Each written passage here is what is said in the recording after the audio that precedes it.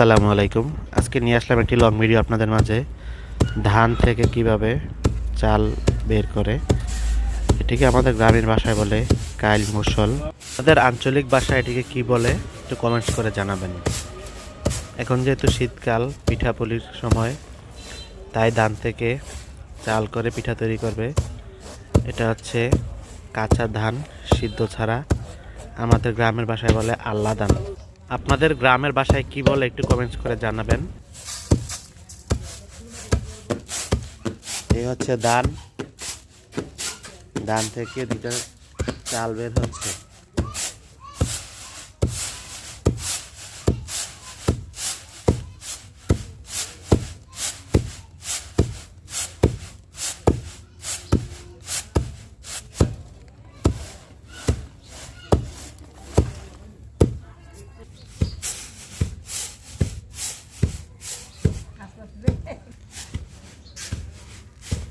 এগুলা হচ্ছে লাল চাল।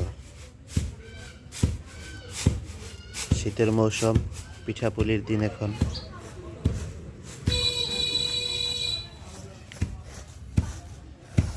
আর এগুলোকে বলা হচ্ছে ধানের কিনাকা মাটিতে কুড়া তুষ। এগুলো হচ্ছে ধানের তুষ।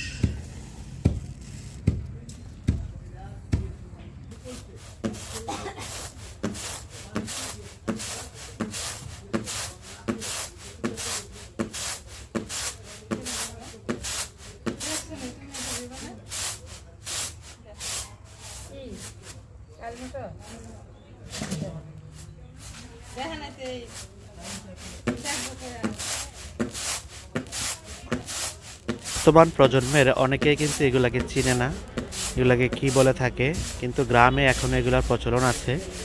আর বিশেষ করে সর্বত্র কিন্তু এখন মেশিনের ব্যবহার চলে এসেছে। ব্লেন্ডার বলেন বা বাজারের যেই ধানের বয়লার বলেন, ওইখান থেকে কিন্তু ধান ভাঙানো হয় বা ধানের চালকে গুঁড়া করা হয়। কিন্তু হাতে ভাঙানো যে চাল বা ধান, এগুলো স্বাদে কিন্তু অন্যরকম হয়। মেশিনেরটাকে এত স্বাদ হয় না। তাই আমার মা আজকে কষ্ট করে সকালে ঘুম থেকে উঠেই দেখি আমাদের জন্য এগুলো তৈরি করতেছে।